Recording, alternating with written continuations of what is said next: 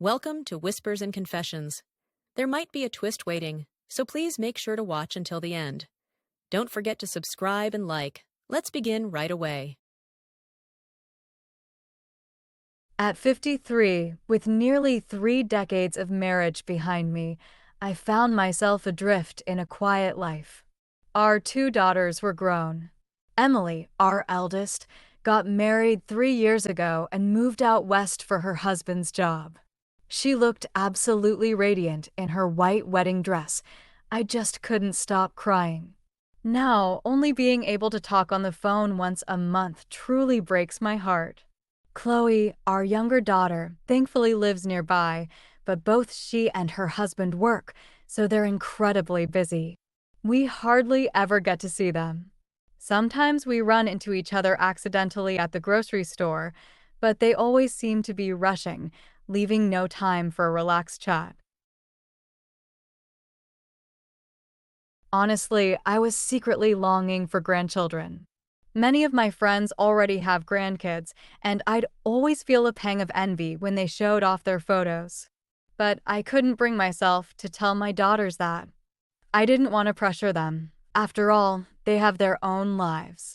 During long holidays like Thanksgiving or Christmas, my daughters and their husbands would come home, and we'd all gather around the dinner table. Yet, somehow, the topic of children would always be skirted. If someone was about to bring it up, an awkward silence would fall, and the conversation would quickly shift. I sometimes wondered if there was a reason. Were they trying for a baby, or had they decided not to have children? As parents, Mark and I felt we couldn't ask too deeply.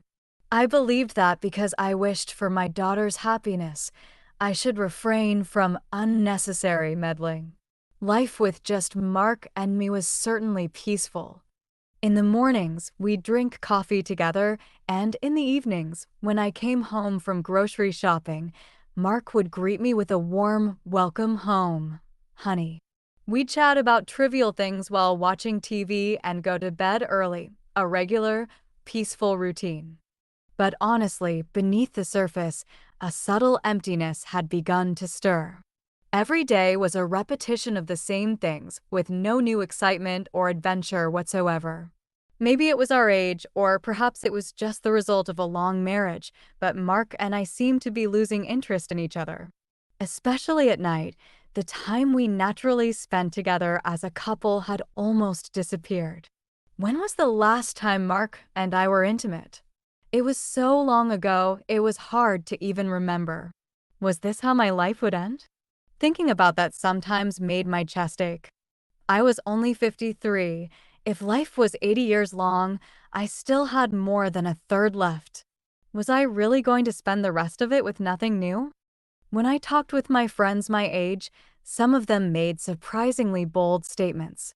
During our monthly brunch get-togethers, as we drank wine, the conversation would gradually turn bolder. My friend Carol whispered to me, "Lily, did you know there are dating apps now for married people?" My eyes widened. And there are even swingers clubs. Interested? Another friend, and chimed in. We're past the age of holding back, aren't we? You only live once, so I think you should do what you want. Every time I heard talks like that, I felt something stir deep inside me. It certainly felt like a waste to just grow old without doing anything new. But actually acting on it? That seemed impossible for me. But what if my husband finds out? I asked, my face etched with worry. Carol just laughed. My husband wouldn't notice anything, no matter what I do. He just commutes between work and home every day.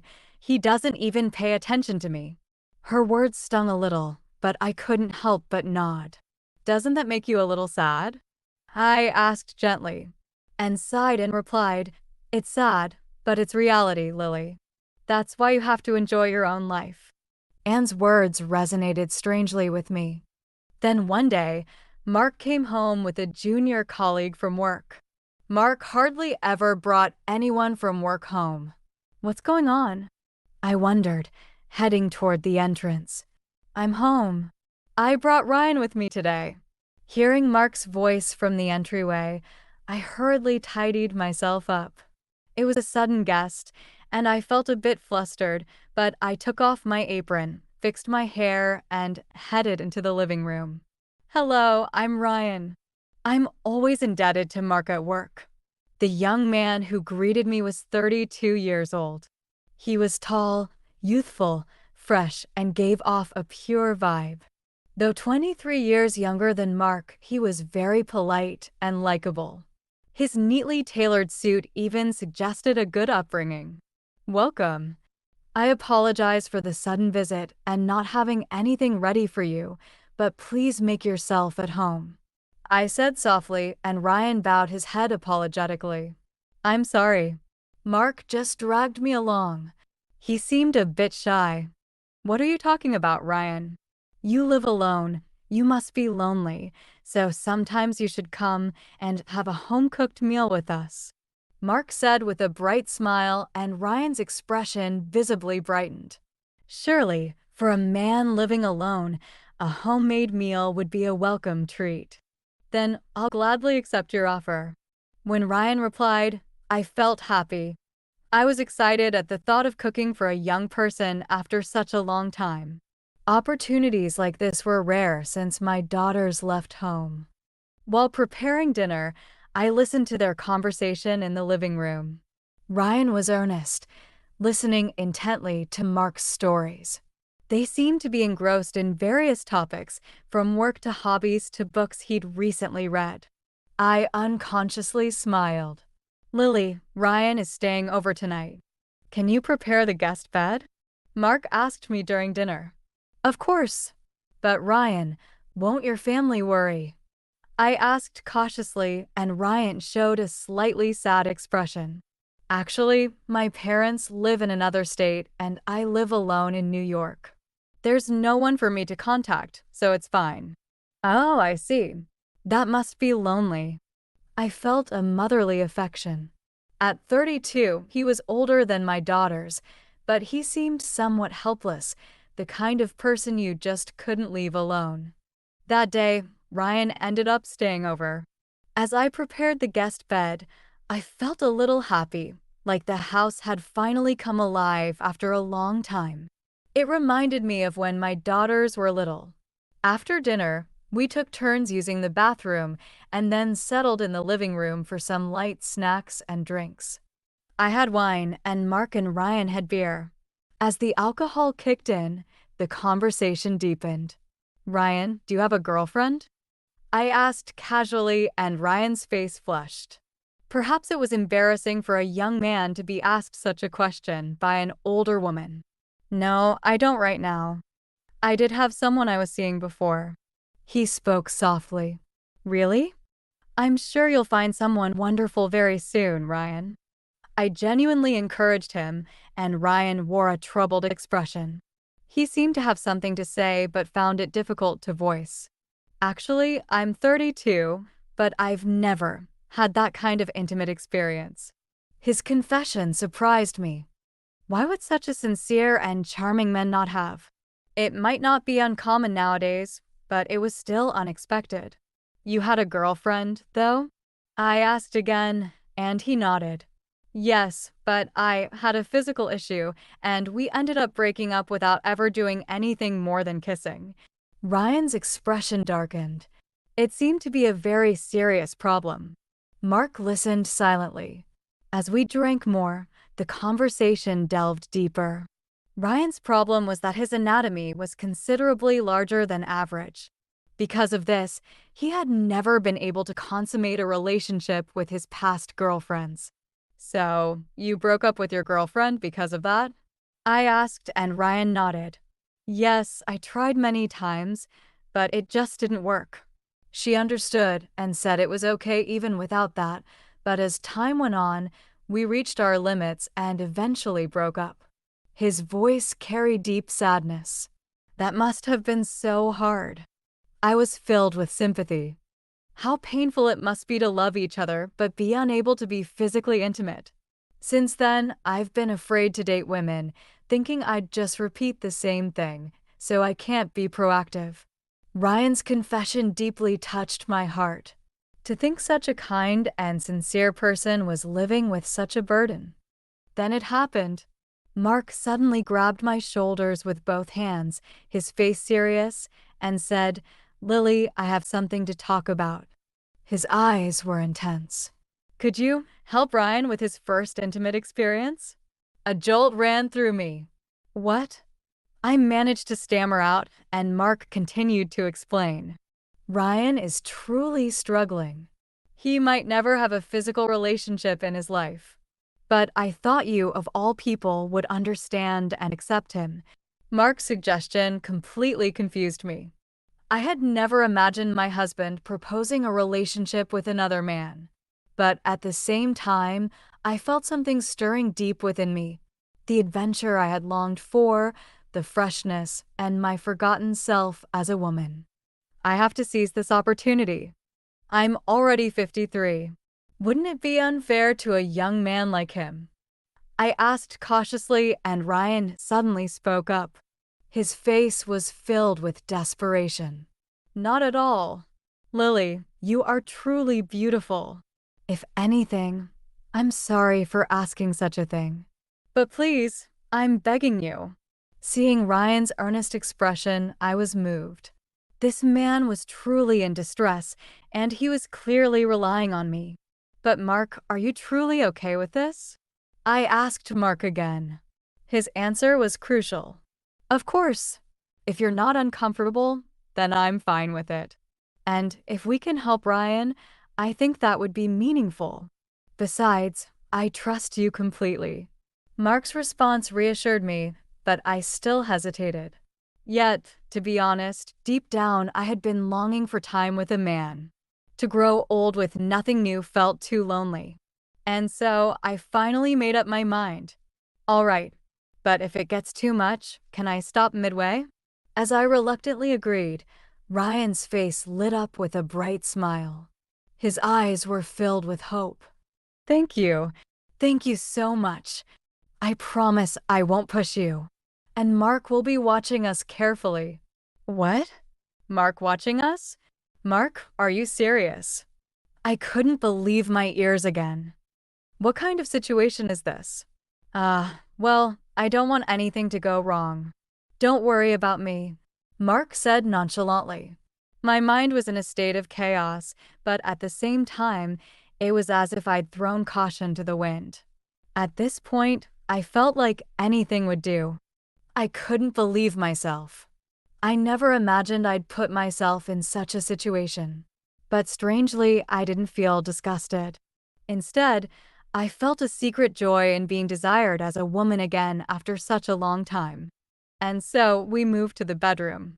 Mark watched from a little distance. I felt nervous after such a long time. My heart was pounding and my palms were sweating.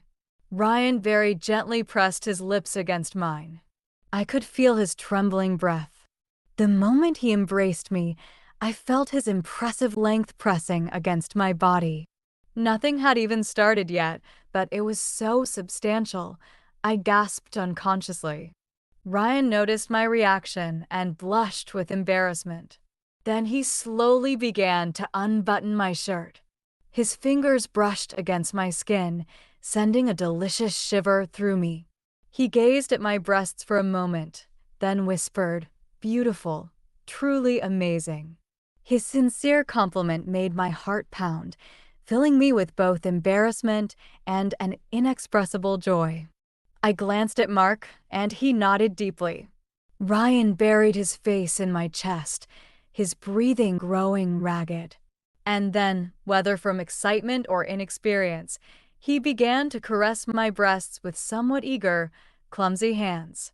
His youthful, energetic actions ignited something within me.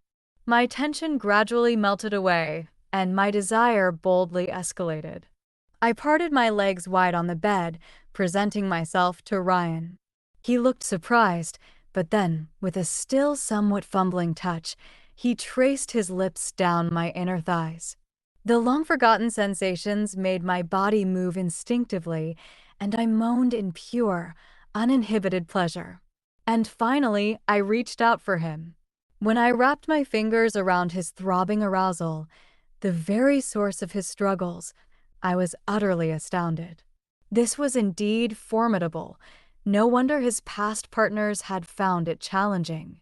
For a moment, I didn't know how we could make this work. Lily, is this impossible? Just as Ryan seemed about to give up in disappointment, Mark approached. Not yet, Ryan. You have to try. Mark gently placed a hand on my back. Then he instructed, Ryan, you need to pleasure Lily first. With that, Mark reached down and began to skillfully arouse me. Ryan moved behind me and continued to caress my breasts. At that moment, something within me exploded. The expert touch of my husband of many years, the pure passion of young Ryan, and my own suppressed desires as a woman all converged. I was swept away in a frenzy of arousal, experiencing multiple orgasms. My entire body grew hot, drenched in pure ecstasy, my senses overwhelmed. As my body completely relaxed and I succumbed to euphoria, we finally attempted to unite. Ryan was incredibly gentle. I could feel him making every effort not to hurt me. His careful consideration slowly eased my remaining apprehension. And with Mark watching, we slowly became one. At first, there was discomfort, but as we took our time, considering each other, I began to feel an incredible sense of fullness and a profound pleasure. Ryan, too, was initially overwhelmed by his first true intimacy, yet he seemed to be holding back with a desperate endurance. I whispered to him, "It's okay, Ryan. I'm fine now, so let yourself go completely." When I said that, he seemed to gain new strength, moving with a powerful, primal rhythm. I completely surrendered to him. It was a sensation I'd never experienced before, as if I were losing myself, becoming someone entirely new, my very soul vibrating with ecstasy. The pleasure was so intensely overwhelming, I couldn't think of anything else. I simply surrendered my body to the wave of sensation. I lost count of how many climaxes I reached. And so, we successfully overcame that barrier. When it was all over, Ryan wept tears of gratitude, thanking me profusely. Mark, too, wore a satisfied expression. "Thank you so much. My life has changed," Ryan said, holding my hand. "Thank you, Ryan. I feel like I've truly lived again after a long time." When I answered honestly, Ryan smiled shyly. The next morning, Ryan bowed deeply and left. "Thank you very much." "Thank you, too. Come visit again." When I said that, Ryan smiled happily. My heart was complex as I saw him off at the door. There was satisfaction, but also a touch of loneliness. After Ryan left, I felt a strange afterglow. The sense of fulfillment I hadn't felt in a long time, and the invigorating freshness of intimacy with someone other than Mark. A previously forgotten sensation surged from deep within me. "How was it?" Mark asked me. His eyes held curiosity mixed with a subtle hint of jealousy. It was a strange feeling, but it wasn't bad. When I answered honestly, Mark looked relieved. "Actually, I asked for it myself, but last night, I felt a pang of jealousy." When Mark said that, I was surprised.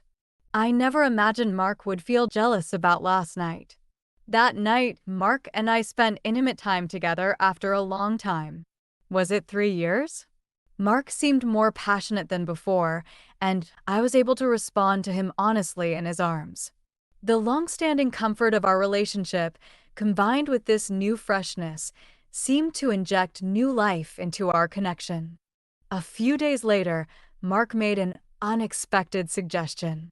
"Actually, I'd like to invite Ryan over again and spend another night like the last one.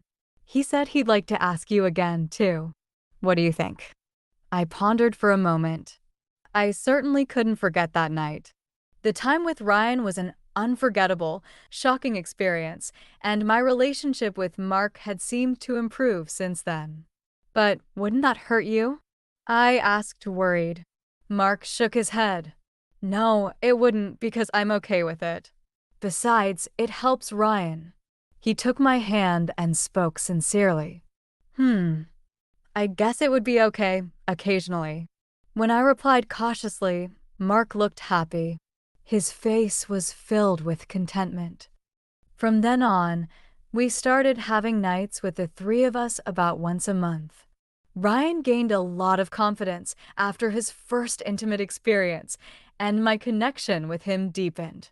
Strangely, my marriage with Mark also improved significantly. When I was with Ryan, I showed a bolder, more uninhibited side that I didn't usually display in front of Mark. The intense sensations of being with a younger man and the profound fulfillment of guiding him, I never thought I'd have such an experience at 53. One day, Ryan told me, his face alight with gratitude, "Thanks to you, Lily, I've gained so much confidence. I'm going out to dinner with a woman from work. I don't know if it will work out, but I want to try again. It's all thanks to both of you."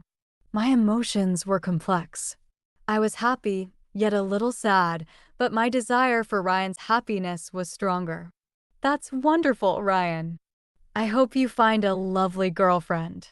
I genuinely congratulated him, and he nodded. Yes, but my relationship with you, Lily, is special to me. I won't forget what you taught me. Ryan's words warmed my heart. A few months later, I received happy news from Ryan. Actually, things are going really well with the person I'm seeing. I was truly happy. At the same time, I felt a little sad, but my wish for Ryan's happiness was far stronger. That's truly great. Cherish her. Yes, but sometimes I'd still like to spend time together, just the three of us. Would that be okay? At Ryan's words, Mark and I exchanged glances.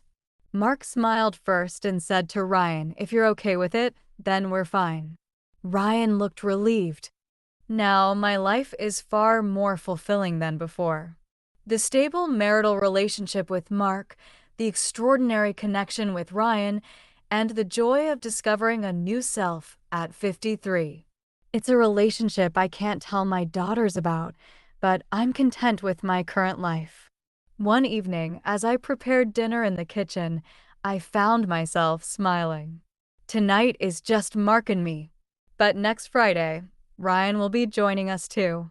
Unexpected pleasures have been added to my 53-year-old life, and I genuinely enjoy this new way of living. I can't talk about it with my friends, but perhaps I am living the most fulfilling days of my life right now. I've truly realized that growing older doesn't necessarily narrow down possibilities. Sometimes it can open new doors. I want to cherish this special relationship going forward.